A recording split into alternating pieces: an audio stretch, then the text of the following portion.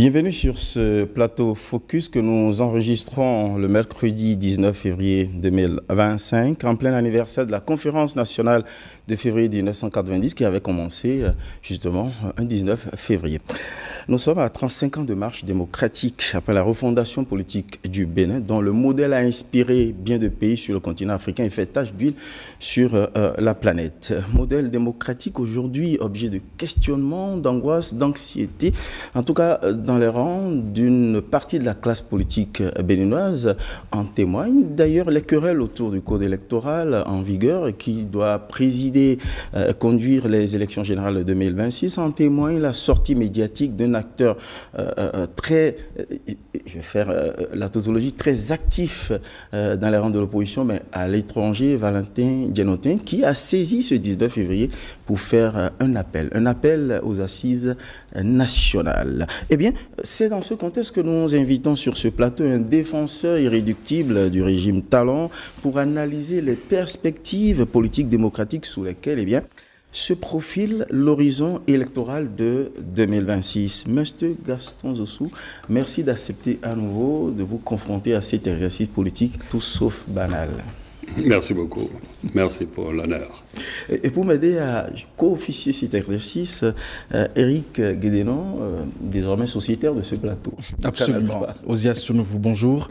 Merci vraiment de m'avoir invité à cette émission. Monsieur Gaston Zossou, bonjour.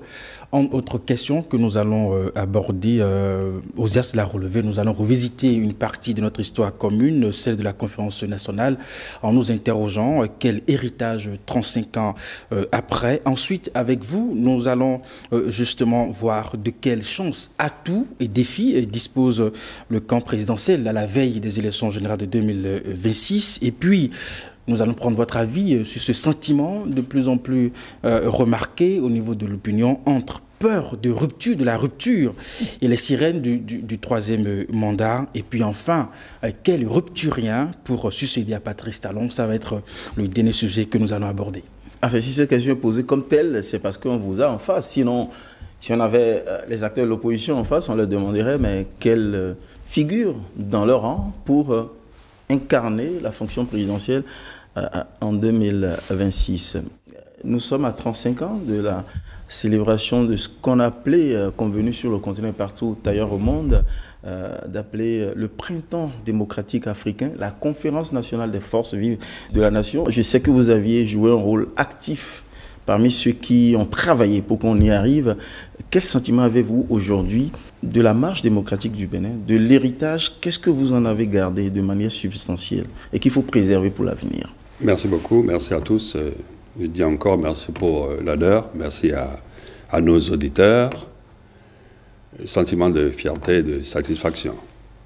Parce que le contexte dans lequel la conférence nationale a eu lieu était quand même celui des régimes dictatoriaux, tyranniques dans la sous-région.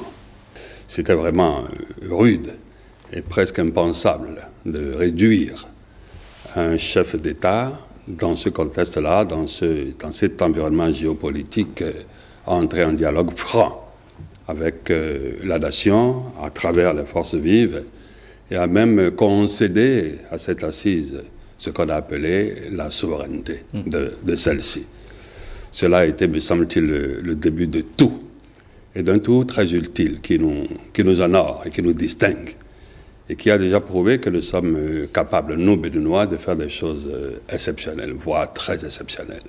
Donc, sentiment de satisfaction, mais qui convoque tout de suite la nécessité de veiller à nouveau. Quand on tient avec soi quelque chose de précieux, on se dit, je le tiens pendant combien de temps? Je le tiens pour quelle efficacité? Et on est un peu jaloux de cette chose-là. Alors on va y aller en toute honnêteté, on va y aller en toute sincérité, avec en ligne de mire notre pays et son devenir. Qu'est-ce qui, à vos yeux, a représenté le principal acquis de ce moment de refondation en termes politiques, en termes d'actes de développement, de parcours, de chances données au développement, à la relance de la marche de ce pays? Alors, il n'y a rien à dire. La première chose, c'est déjà le pluralisme. Et qu'on le veuille ou pas, nous étions dans un système de partis uniques, de paroles uniques. une seule organisation de jeunesse, une seule organisation de femmes, un seul syndicat, une seule organisation syndicale. C'était un vêtement assez étroit. C'était donc une camisole de force.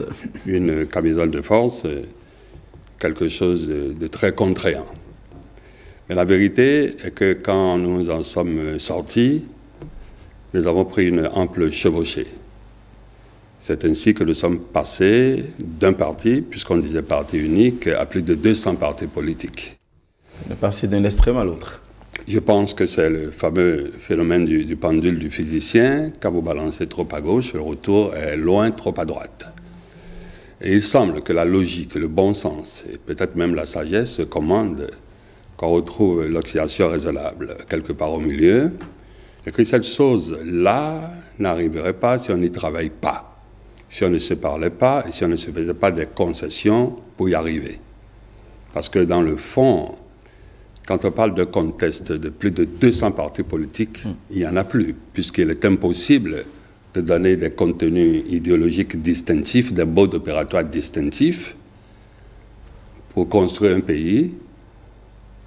Disons, 200 et 250 manières différentes de le faire. Ce n'est pas possible. C'était donc pas une offre politique. C'était une hérésie, une chose sans contenu. C'était tout sauf de la politique. C'était tout sauf un service à la nation. Mais c'était simplement du marchandage et des enflures d'ego. La bonne raison n'est jamais aux extrémités, mais quelque part au milieu. Qu'on en arrive à une offre politique lisible. Une offre politique lisible qui nous conduise à un choix réel. Un choix de pensée politique, un choix de mode technique, de mode opérationnel pour faire un pays. C'est ce qu'a proposé la réforme du système partisan jusqu'à proposer mise en place par le régime Talon. Des réformes. C'est en cela que je voudrais que l'on conçoive avec moi que quand on va à 50, à 100, à 200, ça devient une morbidité. Ça, c'est métastasé. Ce ne sont plus des cellules... On tombe dans une tendance récréative, voire opportuniste. Et donc, il a été décidé, en fait, ça fait longtemps que l'idée cheminait, ça frappait dans le coin du bon sens, qu'on n'allait pas forcément dans le bon sens. Et donc, il fallait rationaliser la composition, justement le développement sous forme de métastase des formations politiques devant conquérir le pouvoir et gérer le destin commun. Soit, ça a été fait. Mais sauf que justement, ça a été tellement si bien fait. Après, des lois, et notamment le code électoral, le dernier, ont tellement corsé le souci de la représentativité de ceux qui doivent parler au nom du peuple et agir au nom du peuple que une partie de la classe politique, suivant mon regard, surtout dans l'opposition, considère qu'on est arrivé à une sorte d'exclusion. Alors, question, et ils ont peur pour l'avenir.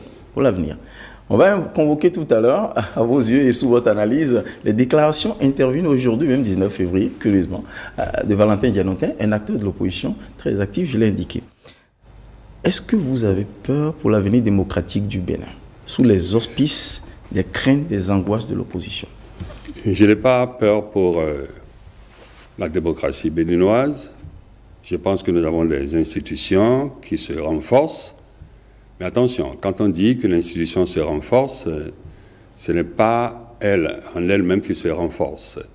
C'est le regard que nous portons sur elle, c'est le respect que la communauté a pour ces institutions et la valeur que la communauté elle-même accorde à ces institutions. Dans le fond, aucune institution n'est forte si ce n'est dû au respect que nous avons pour elle. Je pense que de plus en plus, nous reconnaissons nos institutions et que nous les respectons. Dès lors, je pense que le chemin est balisé pour avancer. Mais attention, ces progrès-là, nous allons certainement en payer le prix. C'est-à-dire, il y aura des ronchonnements, il y aura des résistances, comme en toute matière. Il n'y a pas de guérison qui ne passe pas par de la douleur. Mais il s'agit d'adopter la politique de l'humilité, de la patience, mais surtout de l'empathie. Se mettre à la place des autres qui, pour diverses raisons, pourraient avoir d'autres ressentis que vous sur les différents sujets. Monsieur Gaston Zossou, 35 ans après la tenue de cette conférence, est-ce que vous avez le sentiment qu'à l'époque, on avait traité des questions de développement ?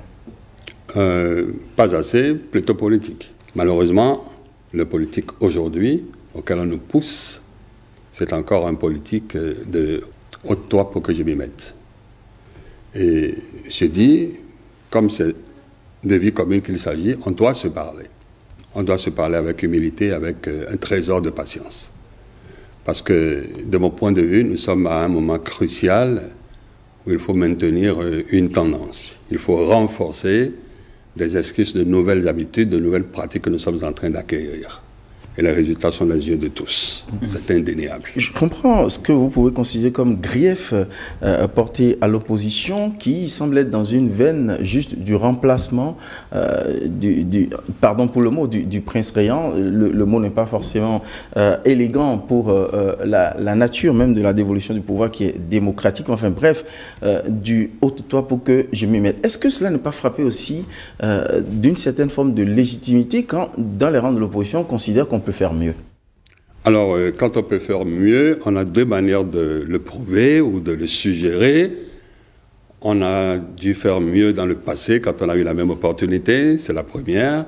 Et la deuxième manière, c'est de formuler en proposition, en argumentaire, en idée, de projet d'action, de nature à nous faire penser que vous pourriez réellement faire mieux. Et pouvoir faire mieux, ça ne se décrète pas. Je répète, ça se fait de deux manières. En ayant prouvé que dans le passé, quand on a été aux manettes, on a fait mieux, ou par son discours aujourd'hui, par la consistance de son discours aujourd'hui, par la générosité de son discours aujourd'hui, on pourrait faire mieux. Mais selon vous, quel est le baromètre qui permet de mesurer ce genre de discours du côté de l'opposition? Vous pensez qu'ils ne le font pas? Dans le passé ou aujourd'hui, le discours? Alors, le discours qui est chargé d'acrimonie, de malédiction, d'aigreur, parfois même de grossièreté, n'est pas un discours fécond.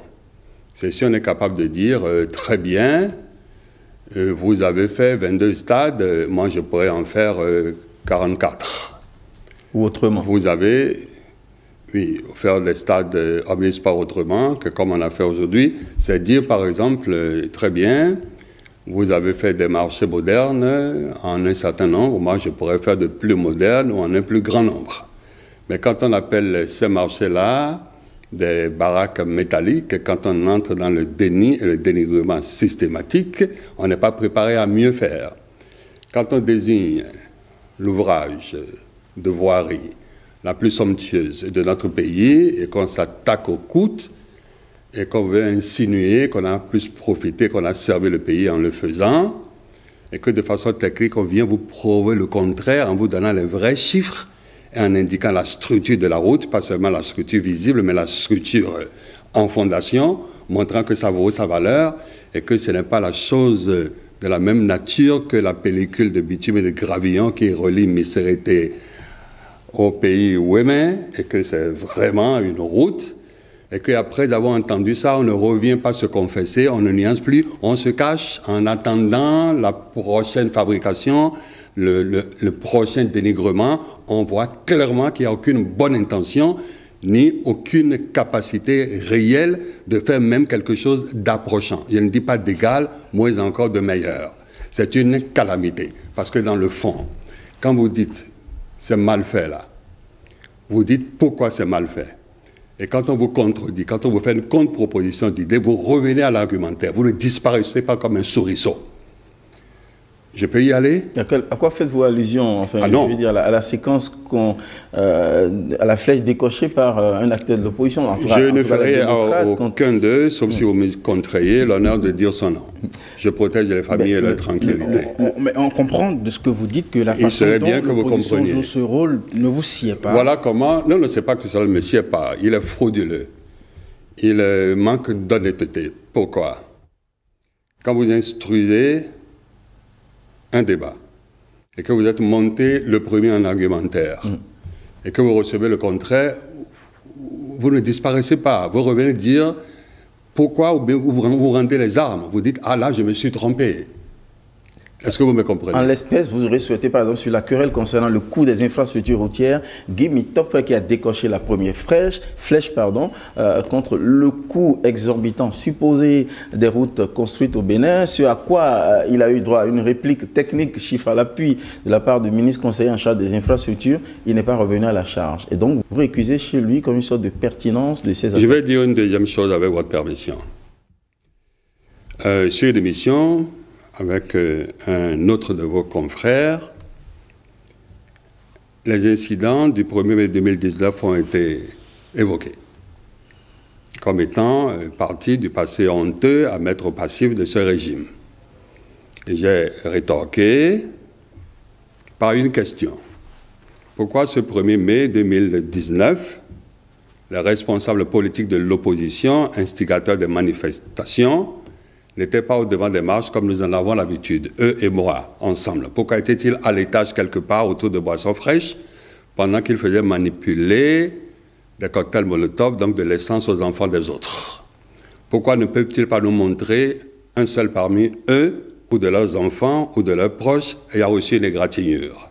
Ils savaient très bien qu'ils avaient donné un ordre diabolique aux autres, aux enfants des autres. Entrer à la présidence de la République. Ils voulaient des morts. Ils avaient mis quelque chose à cuire et ils attendaient que ça cuise pour ouvrir le festin. Mais Dieu nous a protégés, Dieu a protégé ce pays. Ils sont encore à attendre. Mais c'est à nous de veiller. Quand on fait une accusation aussi grave que ça, et c'est moi qui ai fait l'accusation, j'ai dit, ces personnes ont commis un crime. Ils ont poussé les enfants des autres à la mort. Après s'être sécurisés, eux-mêmes, eux et les leurs, que c'est un crime. Honnêtement, le minimum, je m'attendais à un droit de réponse. Et pour la plénitude de la chose, je m'attendais à des poursuites, parce que vous traitez de criminels, c'est quand même assez fort. Et puis on me fait silence. Vous en désolez, vous désolez. Ah oui, moi j'ai vu être contredit. Serez-vous disposé à avoir, à défaut de réplique, un duel, voilà. Je ne voudrais pas l'appeler. Je ne voudrais pas l'appeler duel. Je voudrais l'appeler échange généreux entre des personnes qui pensent à la communauté. Ce n'est pas le duel. On ne veut pas la mort de l'autre, mais on veut la vérité ensemble. On veut trouver la vérité ensemble. Il y a des choses qu'on ne fait pas. Si moi je suis suffisamment convaincu d'une cause, telle que je vais entrer à la présidence de la République, et que j'en ai 70, je parle d'années, je ne permettrai pas à un enfant qui en a 20 ou 30 de marcher devant moi. Je serai devant pour prendre la première balle. Quel est le niveau de conviction qui est la mienne quand moi je ne me mets pas derrière, hein, je me mets à l'étage, en sécurité. Mais c'est une honte de vous à moi. Ces personnes-là, de vos points de vue, vous me le pardonnerez, ne méritent pas une poignée de main. On ne fait pas ça. Il s'agit de la vie des autres.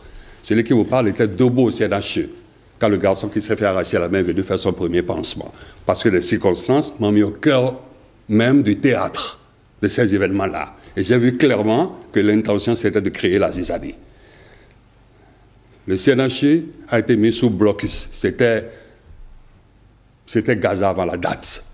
C'est-à-dire, les parents des malades tournaient en rond et ne pouvaient pas sortir chercher un médicament vital. Comme beaucoup de malades sont restés dehors parce qu'ils ont bloqué, ils ont fait le blocus de l'hôpital. C'est qui le il? Ah, c'est l'opposition. Les braves gens qui étaient à l'étage autour de boissons fraîches.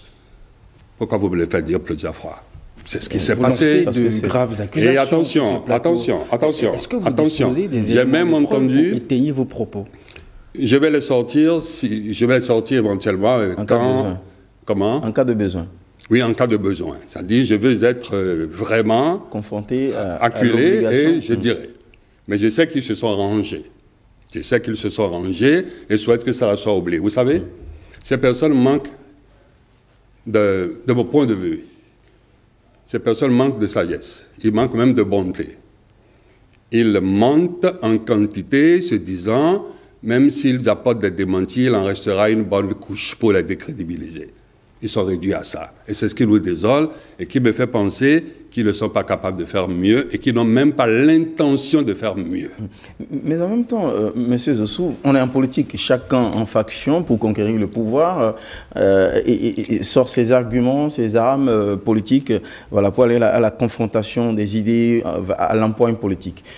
Quand on a fini de dire ça, quand vous avez accusé, à la limite, vous n'avez pas sorti le mot, mais d'une posture dont on connaît la qualification morale de la part de leaders qui ont poussé dans les rues, de jeunes, d'activistes pour aller.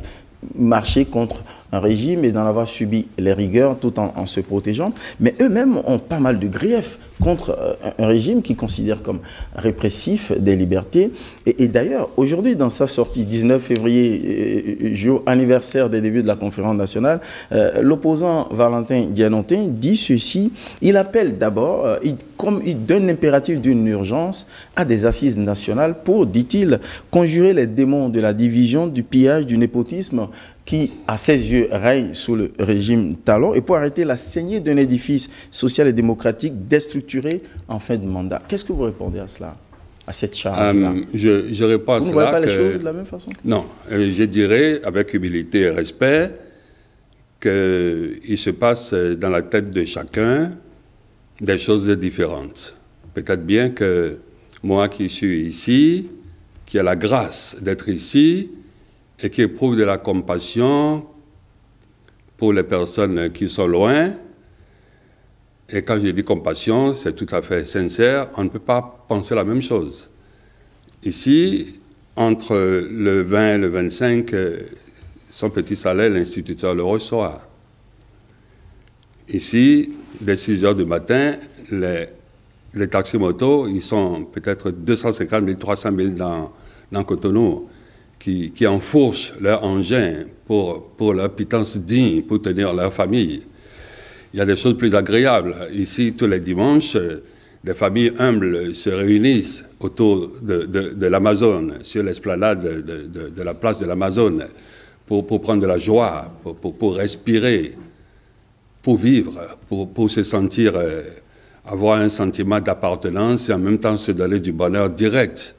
Alors, quand, pour venir ici, j'ai encore regardé les routes et que je n'ai pas vu 1 millimètre d'épaisseur de sable, ce que moi je vois, peut-être que celui qui est loin ne le voit pas, il n'en voit pas les images.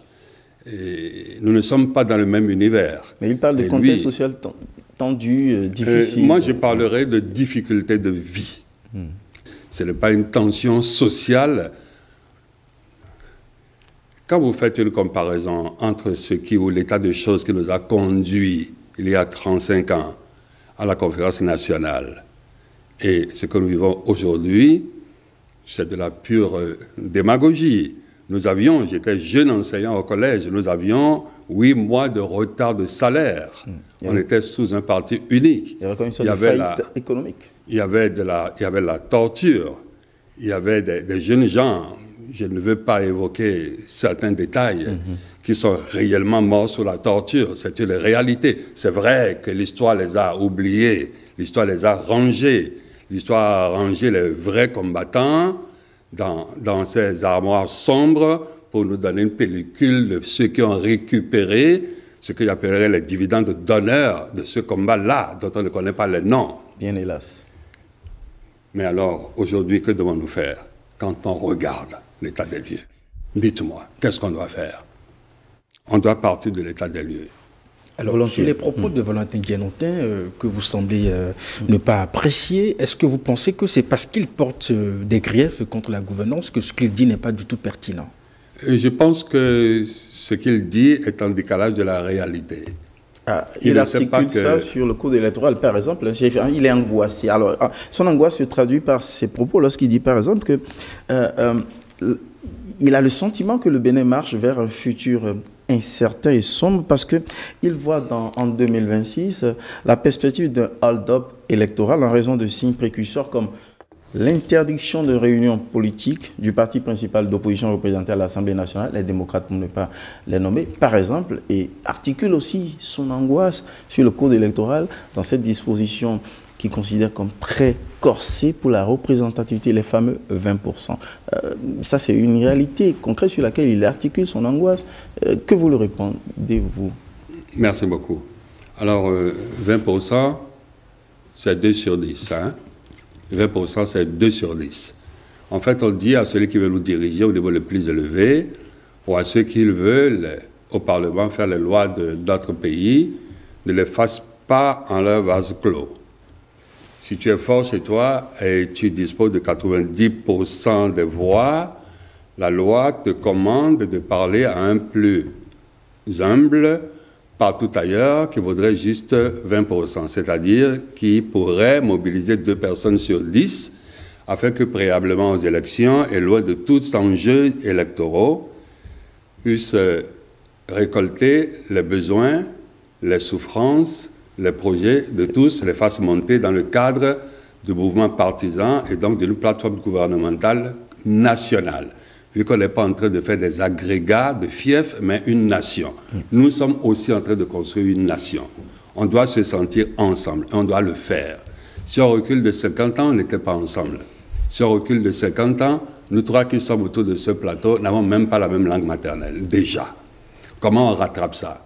Comment on fait une nation quand l'origine de notre République, de ce qui est notre État-nation aujourd'hui, est aussi fragmentée? On désigne des buts dans le futur. On s'arme d'humilité. Et je dis, on va vers les autres. On ne demande pas d'avoir 80% par soi-même partout. Donc vous considérez justement ces 20% comme une sorte de tentative à travers la loi de nous pousser à avancer. Ce n'est pas une tentative, c'est un moyen. C'est un moyen. C'est un moyen pour nous contraindre. Pardon pour le mot, alors un moyen donc pour nous amener à aller plus loin, un peu plus loin dans la représentativité et donc à asseoir davantage la légitimité de ceux qui nous représentent. Sauf que l'expérience a prouvé jusque-là que dans le passé des dernières élections, c'est un chiffre fatidique pratiquement jamais atteint.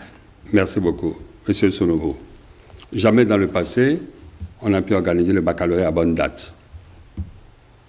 Jamais dans le passé, on a pu conduire des chantiers de routes ou même de bâtiments au rythme que nous avons aujourd'hui sous les yeux. Jamais dans le passé, on a pu engager le championnat de football, qui est le sport roi, et où les matchs commencent à 16h00 en la présence et de la police et de l'ambulance. On n'avait jamais fait dans le passé. Si on devait prendre le passé comme repère, que ferons-nous de notre vie? Si nos enfants devaient prendre le passé comme repère, que ferons-nous de notre vie? Est-ce que le progrès, ce n'est pas une critique, une remise en cause du passé pour inventer un futur nouveau? Pourquoi parlez-vous du passé? Pourquoi parlez-vous de nos faiblesses du passé, de nos échecs du passé, aujourd'hui pour agir? N'est-ce pas qu'on nous commande d'entrer dans l'effort et de pousser l'effort à la pointe extrême pour obtenir un résultat? Pourquoi vous parlez du passé? Était-il brillant? Était-il reluisant? Nous parlons d'un code électoral. Et si on fait allusion au passé, c'est peut-être par peur. Cela pourrait nous mettre dans une impasse dans l'avenir. Je pense que vous m'avez compris sur ce sujet et que peut-être il serait bien qu'on évolue. Monsieur Gaston Zossou, pendant que Valentin Dianotin parle d'un futur sombre et incertain, on se pose la question de savoir de quelle chance et atout dispose le camp présidentiel à la veille des élections générales de 2026.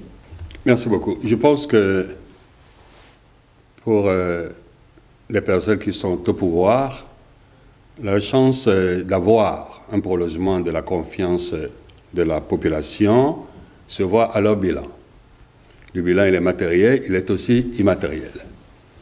Et puis, à notre capacité à rassurer et à annoncer une certaine constance dans ce qui est déjà entamé. Je peux vous raconter l'histoire? Allez-y, volontiers. Il y a quelques semaines, je suis allé à Grand Popo, dans le cadre de mon travail avec un collègue. Et de retour de Grand Popo, il me propose de visiter Ouida, la ville de Ouida et puis l'arène. Je connais assez bien la ville de Ouida pour y être allé un grand nombre de fois. J'y suis même allé pour des raisons professionnelles, du temps où j'étais au gouvernement. Et il fallait que je lui dise, mais où sommes-nous? Où sommes-nous? Ça, c'est quelle route? Ça, c'est quelle route? On est arrivé finalement à l'arène, et puis dans l'arène, où j'ai vu les sièges, j'ai vu la distance entre les sièges, et puis j'ai vu le sable fin du spectacle. J'ai marché dessus. Et puis je me suis laissé enthousiasmer, je parlais beaucoup. Je parlais beaucoup. Quand au même moment arrivent 3 hommes qui travaillent tous à la mairie de Comé, la commune de Comé. Et quand je parlais de la reine, qu'elle me dit, moi je suis Niki, je suis de Niki. Si vous parlez avec tant d'excitation de la reine, c'est parce que vous n'avez pas vu le palais du roi de Bâtonneau. Vous n'avez pas vu la gagne. Ce qui a été fait là-bas, c'est juste extraordinaire. Rangez votre émotivité là. Et puis le troisième dit, à nous deux, vous là, que dites-vous? Avez-vous vu le chef-d'œuvre infrastructurel qui relie ma ville natale Natitengo à Bokumbe? Alors, quand le bilan n'est plus une affaire de dossier, de registre, et devient une chose qui nous envahit et qui n'a plus un seul coin du pays où on peut se tenir sans voir le relèvement impétueux de notre pays, on fait chapeau bas. On dit bravo. Et quel que soit son niveau de malhonnêteté intellectuelle, on salue d'abord. Quitte à dire, je ferai mieux. Seulement nous allons en douter. Alors, et quand on a ce bilan est le résultat d'une nouvelle structuration de la pensée. Le changement vient de l'indignation, voire de la révolte. Seule l'indignation et la révolte vous met en position de critique et d'action forte pour susciter la capacité de la communauté de vaincre une inertie et de prendre le mouvement pour monter. Il n'y a pas un seul domaine où tous les jours on n'est pas surpris par quelque chose. Que ça ne nous ennuie pas. Je suis en contact avec un ami qui allait se faire une opération de prothèse de la hanche ou des genoux à Paris il y a quelques petits mois. Je l'appelle, je dis, cher ami, tu rentres quand? Il dit, je rentre le 27. Mais le chirurgien qui m'a opéré à Paris rentre 2 jours après moi parce qu'il veut travailler à Calavi. Et que ses patrons là-bas s'y opposent, mais lui, force, il veut venir travailler ici. Si nous sommes dirigés aujourd'hui par des personnes qui sont capables d'envisager les opérations de prothèse de genou, de la hanche, le contrôle des glaucomes, la cataracte sera une banalité. Vous comprenez que nous devons nous laisser faire et trembler à l'idée que cela puisse être interrompu. Tant de trésors de bonne volonté, tant de trésors d'ingéniosité, ça ne se jette pas, ça se défend. On fait le combat pour préserver. J'ai accompagné des étrangers à Glodjibé, il y a peut-être un mois et demi, des étrangers en grand nombre de la sous-région, je dois le dire, du Conseil de l'Entente. Nous avons été reçus par le directeur général de l'institution, il s'appelle Fakir Adjé. Il nous a reçus en salle, il nous a parlé juste de la bouche. Il nous a dit les conditions dans lesquelles l'infrastructure a été mise en place. Il nous a parlé de la résistance des gens forts du monde à l'idée, mais aussi de leur édition quand ça a été réalisé. Et puis à la maquette. Nous avons regardé la maquette. Et sur la maquette, c'est un étranger qui voit qu'il y avait une ligne bleue qui traversait la maquette de part en part et demande, Monsieur le directeur général adjoint, c'est quoi cette ligne? Il nous répond, ça c'est une dépression naturelle qu'on n'a pas l'intention de combler. Demain ce sera un ruisseau artificiel pour agrémenter les lieux.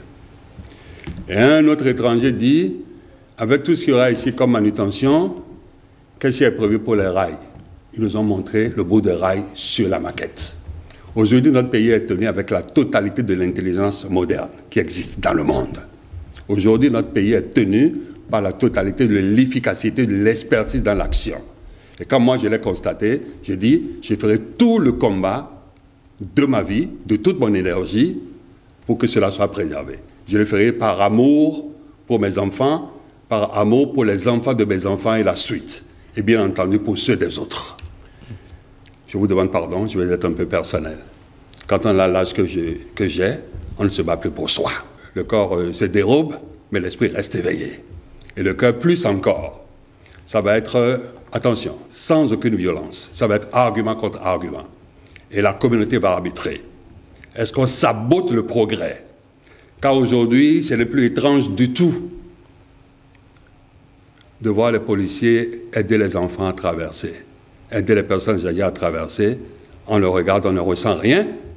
Pourquoi je n'ai pas vu ça à 10 ans, à 25 ans, 30 ans, 40 ans, 50 ans? Je n'ai même pas vu ça à 60 ans. J'ai vu ça entre 60 ans et 70 ans. Il se passe quelque chose d'évident. Il se passe quelque chose de nouveau qu'il faut préserver. Et attention, ce n'est pas un acquis. On n'est pas encore dans un couloir anti-retour.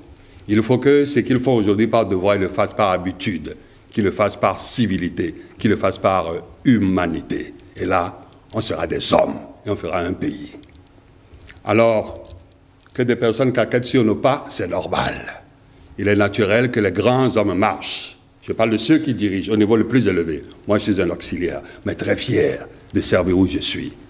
Il est normal que pendant que les grands hommes font leurs enjambées dans le progrès, que les petites gens caquettent sous leurs pas. C'est normal, c'est un partage de rôle. Il faut les traiter avec amitié et douceur. Il est impossible qu'on vienne de regarder aujourd'hui ce qui se passe sous nos yeux et qu'on n'y soit pas sensible. Et ce qui est terrible, on a trop de témoignages de l'étranger, trop de témoignages. Donc ne me dites pas que ce que nous avons sur les yeux est le résultat d'un hasard. C'est une chose acquise de haute lutte, ce sont autant de choses acquises de haute lutte qu'il faut défendre. On comprend ce que vous semblez évoquer comme action, comme acquis en termes de développement. Mais vous savez, quand on parle de développement d'un pays, ça ne se limite pas aux infrastructures. On a demandé aux Béninois de serrer la ceinture depuis 2016. Pensez-vous que quelque chose a changé dans leur vie, dans leur façon de vivre au quotidien? Vous savez, il y a un très grand risque à dire dans un pays qui n'est pas encore développé que tout va bien. Vous allez vous faire lyncher. Et de droit. Mais attention, la guérison est devant et dans l'effort, dans le travail. On m'a lancé quelque part la souveraineté, c'est l'autre nom du travail. La souveraineté, c'est l'autre nom du travail. Préservez ce que vous avez sous la main et ne laissez rien venir vous perturber. Maintenant, ceux qui ont mal, s'ils ont mal parce qu'ils ont vraiment une offre supérieure, et que leur manière de présenter leur offre les crédibilise, ou si leur passé dans l'action les crédibilise, mais pourquoi ne dirait-on pas, venez, on va faire ensemble, ou même faites à notre place, mais qu'on range l'inimitié. Cependant, quand vous, Eric, il y a quand même une question qui me titille par rapport justement aux perspectives 2026 pour le camp présidentiel. En fait, qui, à justice, on imagine bien légitimement, est fasciné, les acteurs de l'opposition tels que vous, fascinés par le bilan, les prouesses réalisées par le magistère Talon. Vous en parlez avec une telle fébrilité que parfois on vous soupçonne de trembler, de peur et d'angoisse, de voir justement tout cela sombrer au bénéfice éventuellement d'un argumentaire, un procès fait au magistère Talon, de ruiner les acquis démocratiques justement de la conférence nationale et de s'en saisir éventuellement comme une opportunité pour renverser la vapeur. Est-ce qu'il n'y a pas matière à avoir peur dans votre camp justement de ces complaintes, de ces attaques, de ce bilan de l'action Talon? Nous sommes des milliers, des millions de Béninois à développer même une certaine anxiété. Ah, vous aussi? Si, bien sûr, je parle d'anxiété. Comment vous justifiez ça? Quand on tient un trésor, on n'est pas complètement détendu. Et nous croyons détenir un trésor sous la forme de bien-être, sous la forme de... Ah, j'ai entendu dire, non, c'est une réalité, que des filles dans les zones lointaines de notre pays, des jeunes filles à l'école, parce qu'elles sont disposées, parce qu'elles ont des prédispositions, on les envoie par transfert de l'argent. C'est de la lumière. Et des garanties que demain on aura des braves dames, instruites, équilibrées, pour faire notre pays, élever des enfants, et faire des compatriotes, faire de bons guerriers pour le progrès. C'est tant d'initiatives. Quand on dit, chers amis, qu'on développe les cantines scolaires, dans le contexte où on les développe, c'est fortement social, c'est d'une grande humanité, c'est d'une grande délicatesse, c'est de la civilisation. Quand la sueur repart chaud à tous les enfants qui sont à l'école, ça les retient à l'école, mais ça en fait des hommes de main. Et il se pourrait bien qu'ils comprennent profondément que c'est avec les efforts des autres qu'on les a poussés au niveau où ils se trouveront. Et ils pourraient avoir le sentiment de servir aussi. Et là, on aura une chaîne éternelle de service au pays. Et là, on bâtira un pays. Et c'est tellement dur. On a demandé à un enfant s'il aime le repas. Il dit j'aime, mais le seul problème, c'est qu'on ne vient pas à l'école samedi et dimanche. Donc c'est très dur. On a demandé à un enfant qui mangeait la moitié de sa ration et empochait l'autre moitié. Non, l'ensemble est à toi. Pourquoi tu mets ça là de côté? Il dit, bon, je le ferai à la maison. Il n'a pas encore commencé l'école. C'est cela. C'est sur ça que nous rayons. Si tant est-il que nous rayons. On règne sur un flot de pleurs et de détresse. Et quand on y croit, comme nous y croyons, humblement, on a envie d'y travailler. On n'a pas envie que ça soit perturbé. Justement, on n'a pas envie. Vous avez envie que tout ceci sombre et éventuellement que ça connaisse un coup d'arrêt. Justement, cher Eric, vous dites quoi? Vous avez peur que ce que vous considérez comme une belle épopée du développement c'est moi seul qui considère tout ça. Je suis obligé de vous prêter, de vous laisser totalement. Voilà. Merci. Vous mettez une distance sanitaire. C'est normal, mon métier oblige. Pour rester à bonne distance, équidistance de vous et de vos contradicteurs. Et donc, vous avez si peur que certains dans vos rangs conjurent le chef de l'État à un troisième mandat non constitutionnel. Est-ce que vous êtes partisan de ce genre d'élan? Ma réponse ne sera pas longue. Même en un mandat supplémentaire d'un être humain, ça ne suffira pas pour faire le job. On ne doit pas réfléchir par rapport aux humains. Non. On doit réfléchir par rapport à la pensée et à l'état d'esprit qui permet de faire de grandes choses. Vous savez, quelqu'un a dit que les politiciens, donc les politiciens d'entrée de gamme, réfléchissent avec les prochaines élections en ligne de mire. Mais les hommes d'État, les vrais, réfléchissent en ayant l'éternité de la nation en ligne de mire. On serre, on serre, on serre, on serre, on serre. Et on s'éclipse, on s'éclipse. Il me plaît quand même de vous demander, quel que soit l'homme qui sortira du chapeau de quelque camp que ce soit politique pour prétendre diriger ce pays à la succession de Patrice Talon, qu'est-ce que vous auriez voulu voir les Béninois chérir en cet homme comme valeur? Merci beaucoup. Déjà une personne réalisée par elle-même. Moi j'ai dit une personne excédentaire. Une personne qui n'a plus comme souci elle-même. Parce qu'une personne saine d'esprit qui n'a plus comme souci elle-même dévore naturellement sur les autres. Par sa bonté, par sa générosité. Une personne qui est relativement blasée du gain personnel et qui cherche des choses. Tout en haut de la pyramide de Maslow, les valeurs, les valeurs, les valeurs, les valeurs. Mais avec un ancrage qui ne lâche pas sur l'action. Parce qu'à dire vrai, en politique, rien ne s'appelle « je vous aime ». Tous ces régimes, nous voici, on fait comment pour demain? Une personne qui sait travailler et qui ne se contente jamais de l'acquis, qui considère ses lauriers, qui les savoure, mais qui jamais ne dort dessus. Si je dis un État fort, on pourrait s'en effrayer. Mais à vrai dire, Paul Valéry a dit, si l'État est fort, il nous écrase. Si il est faible, nous périssons. J'avais à peine 20 ans, quand pour la première fois un gouvernement de mon pays a tenté d'imposer le port du casque aux enfants de ce pays. Je ne l'ai jamais oublié, parce que le locuteur fond, à la radio, a dit, on n'a pas pu. Sur le PRPP, parti unique, beaucoup de pouvoir. Et puis il y a eu les évolutions, conférences nationales. Des gouvernements sont passés, on n'a jamais pu. Aujourd'hui, il est quasi impossible de voir quelqu'un qui ne porte pas le casque. Mais est-ce que quelqu'un allait aux urgences au CLHU pour demander leurs statistiques? De combien les morts par traumatisme crânien, par fêlure crânienne, de combien ça a diminué? De combien de pourcentage, de quel pourcentage cela a diminué depuis que nous portons le casque? Vous comprenez qu'une main molle ne peut pas faire un pays. C'est ainsi que quand l'État est faible, nous périssons. Quand nous sommes à trembler, que dira-t-on? Je appelle les prochaines élections. On arrête d'abord parce qu'à les élections, on ne fera rien. Il va faire de la maintenance et nous laissera dans l'état initial. Voire, on peut s'affaisser encore. Nous ne sommes pas encore en apesanteur. La chute nous appelle encore. On n'est pas encore en orbite. Il nous faut encore allumer des fusées et des fusées pour être en autonomie d'efficacité. On en est encore loin. C'est en cela que, voilà, comme vous dites, on est anxieux. Mais d'une anxiété saine. Ce n'est pas une anxiété qui nous empoisonne, qui nous empêche de croire ou d'agir. On croit fortement. On est prêt à l'action. Et on est prêt à défier la fatigue. Dans le profil que vous nous dessinez du prochain président, est-ce que vous pensez le trouver dans vos rangs?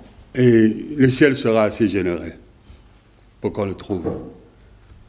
Notre rang ou nos rangs, c'est le Bénin. Et attention, des personnes se sont suffisamment signalées pour être décommandées. Ou des compagnies se sont suffisamment signalées pour être décommandées.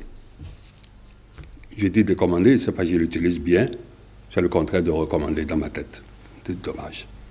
En tout cas, merci à vous, M. Gaston Zossou, d'être venu sur ce plateau vous confronter à l'exercice qui consiste à analyser non seulement l'actualité, mais également la marche du Bénin vers 2026, cet horizon essentiel où il va renouveler son personnel dirigeant et vers la fin, vous souhaitez pour ce pays un homme d'action et non un homme, si j'ai bien saisi votre pensée, un homme d'incantation démagogique, mais un homme qui a beaucoup de courage et en même temps de générosité pour aller peut-être au-delà, c'est même pas peut-être, c'est de manière impérative, selon vous, au-delà de la dynamique impulsée par Talon, jusqu'au bout aussi des chantiers inassouvis, y compris autour de l'humain.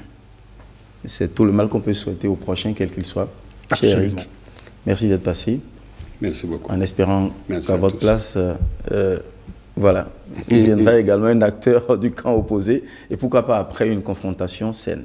Pourquoi vous dites confrontation? Saine, parce que c'est toujours ça l'échange. Concertation entre personnes qui ne sont pas au départ d'accord, mais qui seront fatalement d'accord autour du Bénin, au pied du Bénin. Pour l'intérêt du pays. Parce qu'on ne sacrifierait pas. Voilà. Pour l'intérêt général.